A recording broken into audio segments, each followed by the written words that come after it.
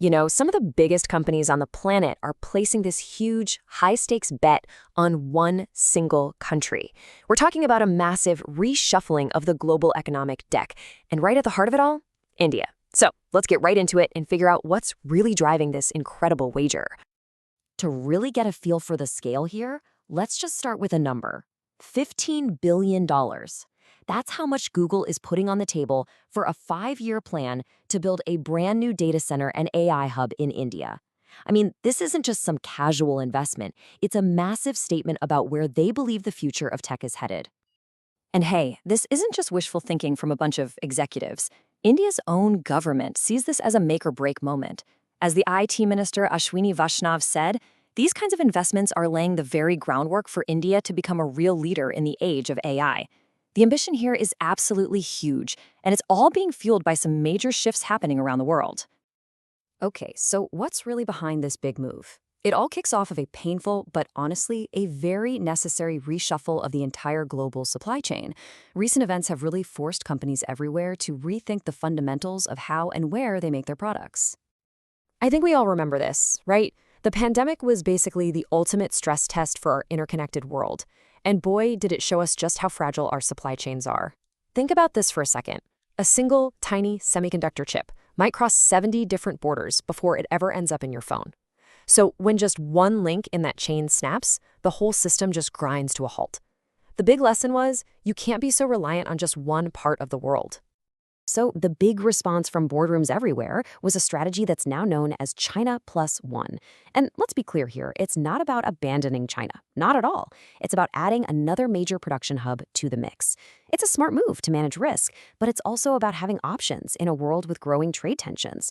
And for that crucial plus one spot, a whole lot of companies started looking very, very seriously at India. So, this global hunt for a reliable plus one put a few key countries in the spotlight. But why is India emerging as the top contender? Well, let's break down its economic playbook, which is this really powerful mix of demographics, cost, and some very deliberate long-term planning. First up, you've got the people. This is India's incredible demographic advantage. Get this, an amazing 52% of its population is under the age of 30. So while other big economies are dealing with aging workforces, India's pool of working-age people is set to keep growing all the way to 2050. That is a massive, long-term talent pool. And it's not just the sheer number of people, right? It's also about the cost. India is still one of the most cost-competitive places in the world to manufacture things. Its minimum wage is less than half of what you'd find in a regional competitor like Thailand, and its labor force is a staggering 12 times bigger. That's a huge economic pull. Now, this is super important. None of this happened by accident. This wasn't just luck. It's the payoff from a very deliberate, decade-long strategy. For more than 10 years, India has been methodically, step by step, building the policies to attract exactly this kind of investment. From early incentive programs to ones aimed squarely at mobile phone production, and now these massive schemes for large-scale manufacturing and semiconductors. This has been a very calculated effort. All right, so we've got the global why and India's strategic how. But the big question is any of it actually working? Let's take a look at the real results, which are already plain to see, starting with a manufacturing boom that's now rocketing into the next frontier, artificial intelligence. You bet it is. The proof is right there in the production numbers. Just look at mobile phones. Back in 2015, India made about 60 million of them. Fast forward to 2022, and that number exploded to 310 million. In just 7 years, India became the world's second largest mobile phone maker. That's one heck of a proof of concept. But here's the thing. Putting together phones and gadgets, that's just the beginning. The next big wave, the one that companies like Google are betting billions on, is all about AI. The skills and the infrastructure that were built for manufacturing are now the launchpad for something even bigger. And believe me, the AI gold rush in India is officially on. A huge player, Anthropic, is opening an office in Bengaluru. And why? Because India is already the number 2 market for its AI assistant, Claude. You've got Qualcomm teaming up with local Indian developers on what's called on-device AI, which is powerful AI that runs right on your phone, making it faster and more private. They're all trying to get a piece of a global AI market that's expected to be worth nearly $1.7 trillion pretty soon. Okay, but let's be real. No big bet like this is ever a slam dunk. For all this incredible momentum, India is facing three major challenges that could really slow things down. So it's time for a little reality check on the hurdles that are still ahead. First up, there's logistics. Let's be blunt. Getting goods in and out of India is still slower and more expensive than its main competitor. According to the World Bank, India ranks 38th in logistics performance, while China is way up at 19. That's a big gap, and it means longer export times, which adds cost and headaches for manufacturers. All right, hurdle number 2 is literally buried in the ground: raw materials. All of our modern tech, from electric cars to semiconductors, it runs on a handful of very specific critical minerals, and securing a steady supply of these things has become a huge deal for both economic and national security. And this is where we see a real vulnerability for India.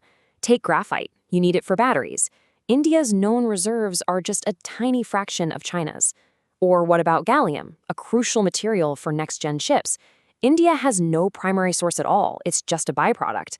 This reliance on imports is a major risk, especially when these resources are being used as political leverage. And that brings us to the third, and maybe the trickiest, hurdle of all: people.